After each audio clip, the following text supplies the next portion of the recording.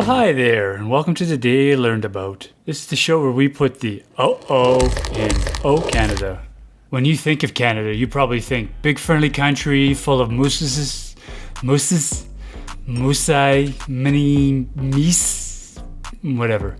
I don't blame you. From afar, it looks like a pretty nice place. The whole country reeks of trees, and the water's so clean you would think it's bottled. And the Mountie is one of the world's most recognized symbols of duty and honor. You probably think we are stereotypically over-apologizers. And I'm sorry you feel that way. I mean, I'm not sorry for being sorry. Anyways, there's things you need to know about Canada. Very bad things. Because somewhere behind those snow-covered trees, or under a Mountie's hat, lurks real monsters. Well, not just those kind of monsters, but cryptids. Huh? What? Everybody has heard of the Loch Ness Monster from Scotland, but how much can you really trust a country that's national animal is the unicorn? Really, the unicorn. I'm not kidding. So full marks to the Scottish for imagination. In Canada, we can imagine logs in the water to be monsters as well. In fact, Canada's imagination is so vivid we've spotted several versions of the same creature. Really? The same? Well, we have Mussie, or aka Haplaxor in Ontario, Caddy swimming around Vancouver Island. However, my favorite green lumpy water monster is the Ogopogo. I know, it kind of sounds like the pogo stick version of Go Fly a Kite, but this guy is awesome. Best of all, he lives in Okanagan Lake near Kelowna, BC, which so happens to be the city I was born in. An amazing city, beautiful. In many ways, me and Kelowna are very similar. Fun, easygoing, and full of wine. But deep down, we harbor something very scary and disturbing. I remember this exact statue as a child. I'm glad to see the Ogopogo still doing his part to flatten the curve. Great job in believing in science, even though most people don't believe in you. Not all Canadian cryptids are so family friendly. If you ever find yourself in the forest of northeastern Ontario and you hear cries for help coming from just past the tree line, trust that cold chill running down your spine and run. The Algonquin know of a creature that is the embodiment of greed, famine, and cannibalism. They call it the Windigo. Ghoul-like creature lurking in the forest that has an unnatural hunger. It can mimic people's voices and cries of children to lure unsuspected people into the tree line. Help me!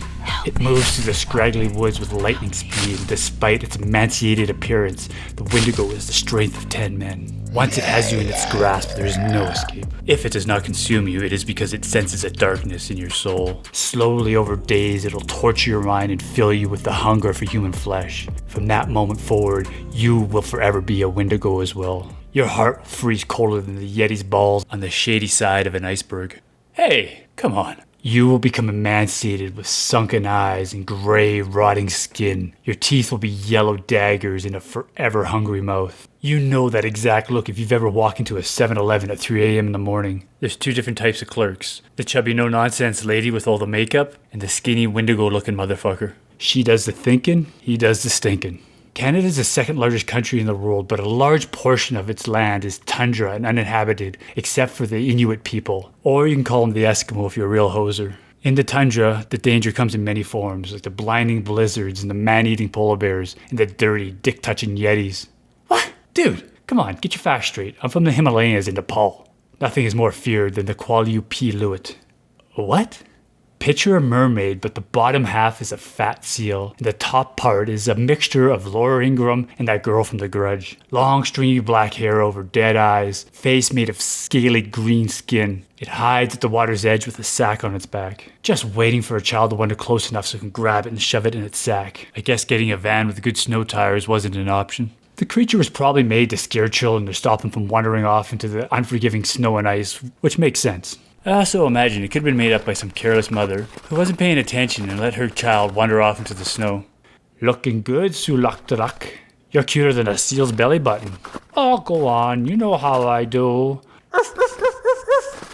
And when asked later, hey, where's little Naktayaktak? She's like, oh, the Qalupalik got him, yeah, that's the ticket, Qalupalik. I'm claiming one of the most famous cryptids ever for Canada, although technically probably has Canadian and US citizenship. The Sasquatch, aka Bigfoot, everybody's favorite ape-like cryptid. Aww. We've all seen the pictures and the blurry videos. Somewhere out there is a super elusive 10-foot tall humanoid covered in hair who somehow has managed to avoid direct contact for decades. yet somehow is still super famous. I mean, this guy doesn't have an Instagram, he doesn't have TikToks. I've seen the sex tape, and I'm pretty sure it's just a guy in a suit. Meeting him at this point would be like meeting a celebrity. Like, oh my god, can I get a selfie? I've seen all your stuff. I've seen the blurry video, and Harry and the Hendersons, and the Oprah Winfrey show. Hey, where you going? Bigfoot, I love you. Come back. Let me smell your feet.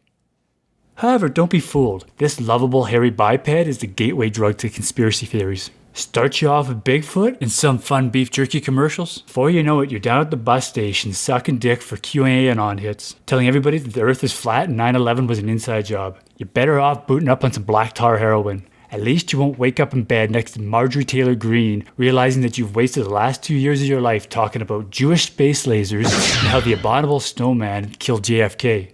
You know what? Fuck this guy. Now you know everything there is to know about things that nobody really knows if they're real or not. If you enjoyed this, give it a thumbs up and have one for the mugwump. You mind getting a picture of us together? For the mugwump.